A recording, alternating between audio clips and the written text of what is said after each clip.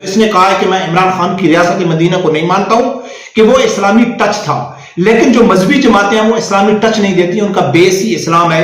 ایک طرف تو وہ کہہ رہا ہے کہ تحریک لبیک مذہبی جماعت صحیح رستے پہ جا رہی ہے، سعد رضوی صاحب کے آنے کی وجہ سے اس نے افغانستان کی مثال دے کے خود بری طرح پھنس گیا، اور اپنا جو اس کا فتنہ ہے اور اس نے اس کے اندر جو قادیانیوں کے جراثیم ہیں وہ ابھر کے سامنے آ گئے ہیں کہ یہ وہ ملا ہے کہ بسم اللہ الرحمن الرحیم۔ السلام علیکم ناظرین، کل میں انٹرویو دیکھ رہا تھا منصور علی خان کے ساتھ محمد علی مرزا جہلمی کا، کافی لمبا انٹرویو ہے، 1 گھنٹے سے بھی زیادہ ہے۔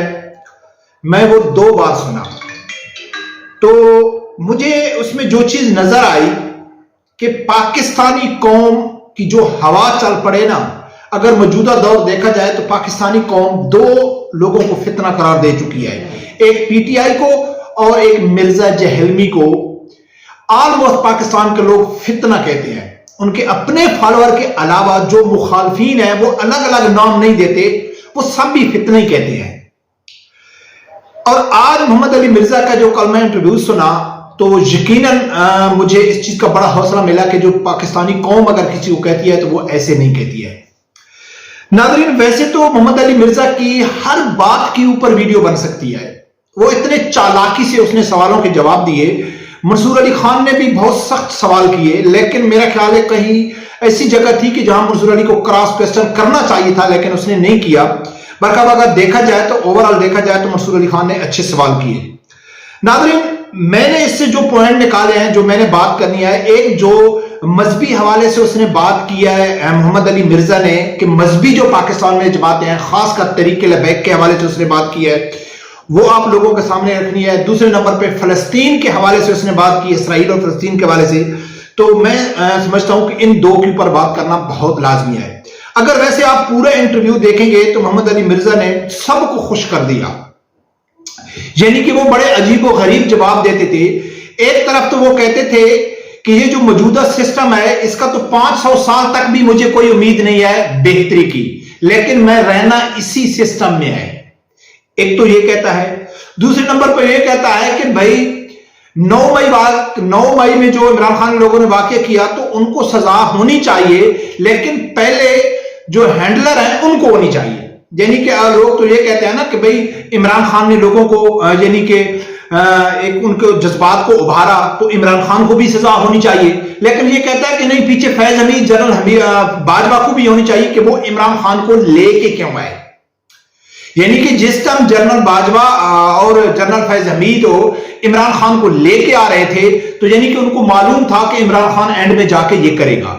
اگر اس کی یہ دلیل مان لی جائے تو پھر تو ان کے والدین کو پکڑنا چاہیے، جنرل فیض حمید اور جنرل باجوہ کو، کیوں انہوں نے اس کو کیوں پیدا کیا، اسکول میں لوگوں نے استاذہ نے ان کو کیوں تعلیم دی، پھر یہ جنرل کیوں فوج میں کیوں بھرتی ہوئے، پھر ان لوگوں نے عمران خان کی کیوں حمایت کی، پھر عمران خان نے عوام کے جذبات کیوں بھارے، پھر عوام نے جا کے توڑ پھوڑ کیوں کیا۔ پر کب عجیب و غریب یہ یعنی کہ باتیں کر رہا تھا۔ لیکن ناظرین، میں آپ لوگوں کے سامنے رکھتا ہوں، ایک تو اس نے ایک نئی عمران خان کی طرح ایک نیا مذہبی سیکولرزم نکال دیا، یعنی کہ بار بار منصور علی خان اس کو کہتا ہے کہ بھائی سیکولرزم ایک الگ ہوا ہے اور مذہب الگ چیز ہے، لیکن وہ کہتا تھا نہیں، میں مذہبی اسلامی سیکولرزم کو مانتا ہوں، لیکن اس کی وہ وضاحت نہیں دے سکے۔ آخر میں اس کو وہ ٹاپک چینج کرنا پڑا منصور علی خان کو۔ اسی طرح جس طرح عمران خان کہتے تھے کہ نعوذ باللہ ہمارے نبی اکرم صلی اللہ علیہ وسلم لبرل تھے، ہمارا دین لبرل ہے، لیکن لبرل جو ڈکلیئر ہو گیا ہے سیکولرزم، جو اس کی اصطلاحی تعریف ہو چکی ہے کہ یہ ایک گمراہ اور بے دین لوگ ہوتے ہیں، لیکن اس نے اس کے اوپر بھی ضد ماری لیکن جواب نہیں دے سکا۔ لیکن میں جس کے اوپر ناظرین اصل بات کرنی ہے، جو سب سے زیادہ مجھے اختلاف ہے اس کا، کہ منصور علی خان نے سوال کیا ٹی ایل پی کے حوالے سے، مذہبی جماعتوں کے حوالے سے، اسلامی ٹچ کے حوالے سے۔ تو ایک طرف تو میں آپ رکھتا ہوں آپ لوگوں کے سامنے، ایک طرف تو وہ کہتا ہے کہ جتنی بھی مذہبی جماعتیں ہیں، خاص کر ٹی ایل پی، سعد رضوی صاحب، وہ جو اسلامی ٹچ دے رہے ہیں وہ ٹھیک دے رہے ہیں، ان کو دینا چاہیے۔ اچھی بات اس نے کی، کیونکہ ان کا بیس ہی اسلام ہے۔ عمران خان کا بیس اسلام نہیں تھا، اس کے خود اپنی پارٹی میں کوئی اسلامی وہ نہیں تھی، لیکن مذہبی جماعتوں کا جو بیس ہے وہ اسلام ہے، وہ صحیح دے رہے ہیں۔ پھر آگے جا کے کہتا ہے کہ نہیں جی سعد رضوی کو جو لے کے آئے ان کو سزا دینی چاہیے. ایک طرف تو کہہ رہا ہے کہ سعد رضوی ٹھیک چل رہا ہے اور وہ اچھی طریقے سے وہ چل رہا ہے, دوسری طرف کہتا ہے کہ جو اس کو لے کے آئے, یعنی کہ جو ٹی ایل پی کو لے کے آئے, جو الزام لگاتے ہیں کہ یہ اسٹیبلشمنٹ, تو ان کو بھی سزا ہونی چاہیے. بھائی جب آپ کی نظر میں وہ اچھا کام کر رہے ہیں, اچھا دین کا کام کر رہے ہیں, تو پھر کیوں یہ مطالبہ کر رہے ہیں کہ ان کو لینا چاہیے؟ تو ناظرین سب سے پہلے سنو کہ وہ ٹی ایل پی کے حوالے سے کیا کہتا ہے, پھر فلسطین کے حوالے سے وہ کیا کہتا ہے, اس کے اوپر بھی بات کریں گے کہ اس نے سب سے زیادہ جو خطرناک بات کیا ہے اس نے فلسطین کے حوالے سے کیا ہے. ہاں یہ ایک الگ بات ہے کہ اس نے کہا ہے کہ 2 اسٹیٹ سولوشن, وہ ایک مشکل نہیں, لیکن اس نے جو خطرناک بات کیا ہے وہ آگے جا کے میں بتاتا ہوں کہ اس نے اسلام سے پہلے, یعنی کہ اس کی جو بات کرنے کا مقصد تھا فلسطین اور اسرائیل کے اوپر, کہ آپ اسلام کے نام پہ جنگ نہیں جیت سکتے, آپ مذہب کے نام پہ جنگ نہیں جیت سکتے, ہاں آپ قومیت کے نام پہ جنگ جیت سکتے ہیں کہ میں پٹھان ہوں, میں پنجابی ہوں, میں فلاں ہوں. اگر اس سے آپ لڑیں گے, آپ یعنی کہ کچھ بھی کریں تو آپ جیت سکتے ہیں, لیکن اگر آپ اللہ اور اللہ کے رسول کو دین سامنے رکھ کے لڑیں گے تو پھر آپ نہیں جیت سکتے, آپ کو جنگ نہیں کرنی چاہیے. ناظرین سب سے پہلے سنو کہ یہ کیا کہتا ہے اپنا سعد رضوی کے بارے سے. اور ہمارا پریزیڈنٹ بھی بن گیا, سزا ملنی چاہیے ان کو. عارف الوی صاحب, the president of Pakistan should be punished. جی بالکل. اور what about TLP? T L P بھی اگر غلط کام کرتی ہے بالکل نہیں کیا انہوں نے.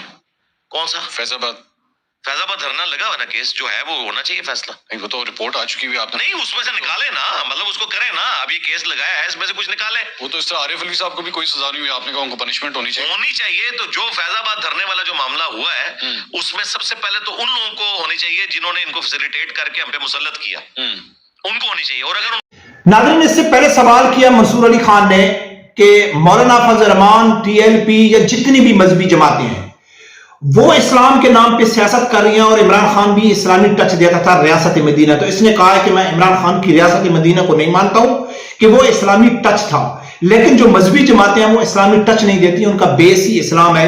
تو اس نے اچھی بات کی, اچھی دلیل سے اس کو سمجھانے کی کوشش کی, جس کا یہی جواب بنتا تھا, اور اچھا جواب دیا.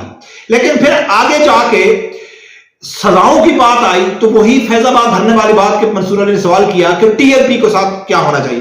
تو اس نے وہی جواب دیا کہ جو سب لبرل دیتے ہیں کہ بھائی طریق لبیک کو بھی سزا ہونی چاہیے, اور جو ان کو لے کے آئے یعنی اسٹیبلشمنٹ, یا جو لوگ ان کو یعنی کہ بنانے میں جو ان لوگ فوج کہتے ہیں نا بنانے, ان کو بھی سزا ہونی چاہیے. ایک طرف تو وہ کہہ رہا ہے کہ تحریک لبیک مذہبی جماعت صحیح رستے پہ جا رہی ہے, سعد رضوی صاحب کے آنے کی وجہ سے کافی یعنی کہ اس نے کمپرومائز کیا, کافی یعنی کہ نرمی لے کے آیا اور وہ اچھی سیاست کر رہا ہے. لیکن آگے جا کے کہتا ہے کہ جو ان کو لے کے آئے یعنی کہ تحریک لبیک کو لایا گیا ہے اس کے بقول, اور بات اس نے بھی نہیں کیا ہے کہ فیض آباد دھرنے میں تحریک لبیک کو جو لوگ لے کے آئے آپ کے بقول, وہ لے کے کیوں آئے, وجہ کیا بنی تھی. حالانکہ جو شہید خاقان عباسی ہے اس کے بیانات موجود ہیں, شہباز شریف کے موجود ہیں, ٹھیک ہے, کہ بھائی یہ قانون چینج ہوا تھا, ہم نے استعفیٰ لے لیا ہے, اور ہم 3 بڑی جماعتیں اس میں ملوث تھیں, لیکن اس کے اوپر اس مذہبی جو فتنہ ہے اس نے بھی نام نہیں لیا.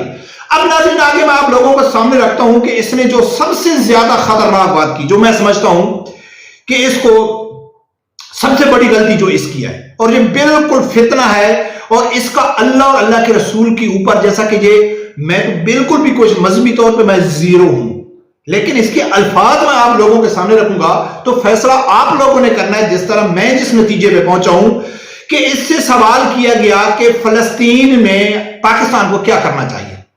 تو اس نے شارٹ کٹ میں کلپ بھی رکھوں گا, اس نے کہا ہے کہ بھئی ہم کر کیا سکتے ہیں, ان کے پاس تو بڑے بڑے جہاز ہیں, ان کے پاس تو بڑے بڑے اسلحہ ہے, ان کی فوجیں بہت اچھی ہیں, ہم کیا, ہم تو کچھ بھی نہیں ہیں, کیا ہم ان کے ساتھ لڑ سکتے ہیں, کیا ہم ان کے ساتھ یعنی کہ ایسا کر سکتے ہیں. تو آگے سے منصور علی خان نے بہت زبردست کراس کوسچن کیا, وہ کہتا ہے کہ پھر جو طالبان نے افغانستان میں کیا تو پھر آپ اس کے بارے میں کیا کہتے ہیں. تو ناظرین سنو یہ کیا کہتا ہے, پھر آگے جا کے بات کرتے ہیں. تو بہت بڑی ہماری کامیابی ہوگی. باقی جو ہمارے علماء چاہ رہے ہیں نا بھائی, F-16 ہم ان سے لیتے ہیں, پارٹس کے اوپر بھی ان کے اوپر ڈیپینڈنٹ ہے, ٹھیک ہے. ان کے پاس ہے F-35 16 دوڑی 32 تے وچ 3 جمع کرو تے 35 آندا ہے, وہ اینج اڑدا ہے جہاز, उन्होंने रनवे पे भी नहीं जाने जरूरत, और इस तरीके से उतरता है। उनके पास है F-35, हम F-16 से उनको धमकियां देना चाह रहे हैं, और इकोनॉमी की हमारी हालत आपके सामने है। मेरा ख्याल है जो ISPR ने ट्वीट कर दी, इतनी ट्वीट ही हम कर सकते थे, इससे ज्यादा हम क्या कर सकते। अच्छा, इसको एक्चुअली लेकिन अगर कंपेयर करें, आपके सामने अफगानिस्तान की मिसाल है। अमेरिका कितने साल वहां पे रहा, लेकिन अल्टीमेटली छोड़ना पड़ा उसे, क्योंकि वहां पे एक आम स्ट्रगल जारी थी।